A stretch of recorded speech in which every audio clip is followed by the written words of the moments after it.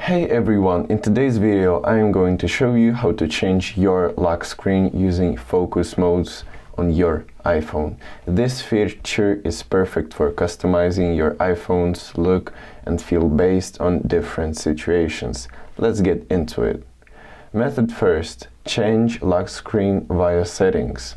First, open settings and scroll down to the focus. Open it and, for example, you want to set up a personal focus.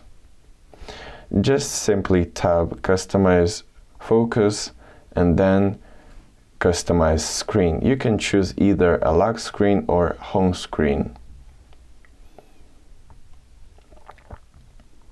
Choose from your lock screens or choose any other new lock screens from your gallery. Method 2. Another way to change your lock screen using focus modes. From your home screen, swipe down from the top right corner to open Control Center. Next, press and hold the focus icon. A list of focus modes will appear. Select the one you want to link with your lock screen. Then tap on these three dots and then tap on Settings. And from there, follow the similar steps from the previous method to add or edit your lock screen.